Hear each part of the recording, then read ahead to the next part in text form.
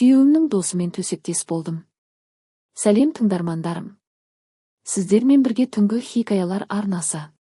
Каналыма тіркеліп қоңырау белгісін басуды ұмытпаңыздар. Мадина кешкісін қала көшелерін бойлай қайтып келе жатты. Күйеуімен қарым-қатынасы соңғы уақытта бір қалыпқа түсіп кеткендей көрінетін. Бірақ оның жүрегінде бір белгісіз бос орын бар еді. Ол өз сезімін түсінгісі келмейтін, бірақ оны үнемі мазалайтын. Сол түнде Мадина кездейсоқ бұрыннан таныс адамға жолықты. Марат, күйеуінің ең жақын досы, бірақ оның жылы күлкісі, жұмсақ көзқарасы Мадинаны бірден баурап алды. Алғашқыда олар жай ғана әңгімелесіп өткенді еске алды, бірақ уақыт өте келе олардың әңгімесі терең әсі болды. Марат Мадинаға әрқашан қолдау көрсететін, оның сезімдерін тыңдайтын, жүрегіндегі ауыртпалықты бөлісуге мүмкіндік беретін адам болды. Мадина болса, оның жанында өзін еркін сезініп, бір-біріне жасырын сырларын ашатын.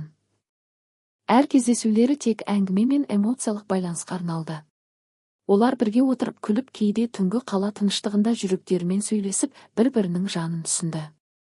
Уақыт өте келе Мадина өз сезімдерін түсінді. Ол Маратқа тек достық сезіммен қарамай, жүрегі одан ерекше әсер алғанын сезді. Бірақ бұл сезім оның өмірін өзгертуі мүмкін еді. Ал таңдау қиын болды, адалдық па, әлде жүректің шынайы қалауы.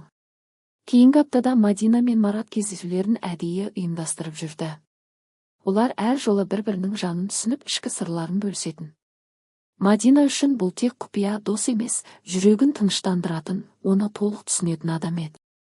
Марат та Мадинаға тек дос ретінде қарамай, оның жан дүниесіндегі нәзіктікті байқап, оны қорғағысы келетінін түсінетін. Бір кеште олар қала сыртындағы тыныш саябақта отырды.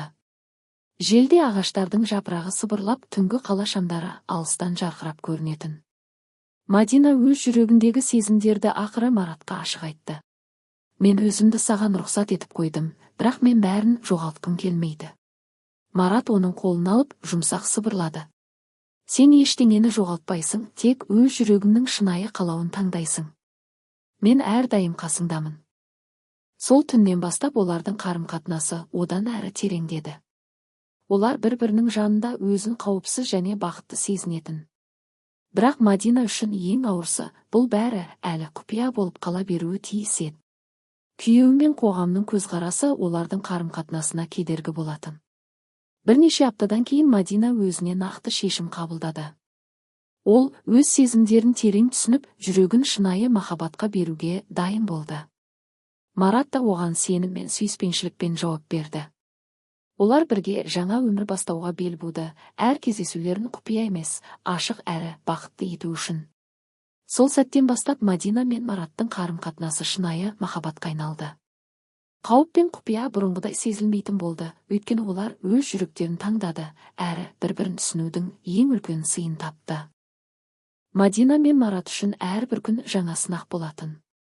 Олар өз сезімдерін тереңірек түсінген сайын, жүректерін қорғау да қиындай түсті. Күйеуі Мадинадағы өзгерісті байқай бастаған еді, оның көзінде бір сыр, бір жылулық барын сезді. Бірде Мадина мен Марат қала шетінде орналасқан тыныш кафеде кездесті.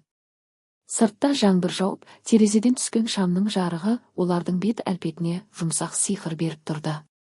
Мадина ақыры өз ойларын ашық айтты. Мен өзімді кейде кінәлі сезінемін. Бірақ мен саған деген сезімді тоқтата алмаймын. Марат оның қолын алып терең көздеріне қарады.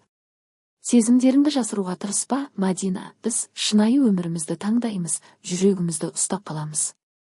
Ешқандай қорқыныш бізді бөле алмайды. Сол түннен бастап олардың қарым-қатынасы тек құпия ғана емес, эмоциялық тереңділікке айналды. Олар бір-біріне тек сыр шертіп қана қоймай, бірге болу арқылы өмірдің нәзік сәттерін сезетін болды. Мадина өз шешімін нақтылады, ол өз сезімін таңдап жаңа өмір бастауға дайын болды. Күйеуінен ресми түрде бөлек өмір бастау ауыр. Дұрыс қадам еді. Марат та оның әр қадамына қолдау көрсетіп, жанында болатынын дәлелдеді. Сол уақыттан бастап Мадина мен Мараттың қарым-қатынасы шынайы махаббатқа айналды. Бұрынғы қорқыныш, құпия және күмән бәрі артта қалды. Олар енді бір-бірін тек сезіммен, сеніммен және сүйіспеншілікпен сүйетін болды. Мадина жаңа өмірге аяқ басқалы тұрды. Күйеуімен ресми түрде қарым-қатынасты аяқтау ауыр, бірақ қажетті қадам еді. Марат та әрдайым қасында болды, әр хабарламада, әр кездесуде, әр шешімде. Оның қолдауы Мадинаға сенімділік пен батылдық берді. Бір түнде олар қала шетінде шағын саябақта отырып, өткенді және болашақты ойлады. Желде ағаштардың сыбырлауы мен алыстан көрінген қала шамдары романтикалық атмосфера беріп тұрды. Мен қорқамын, Марат, кейде бәрін дұрыс істей алмайтынымнан қорқамын, деді Мадина, оның даусы нәзік сырлы. Қорықпа, Мадина, біз бірге болсақ, бәрі жеңіл болады. Біз өз жүрегімізді таңдап отырмыз, деп Марат оның қолын сыбырлап ұстады.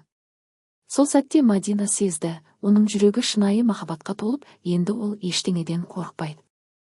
Күндер өтіп, Мадина мен Марат жаңа өмірін бірге құра бастады. Олар кездесулерін жасырмай, бір-бірімен ашық әрі сенімді болуды үйренді.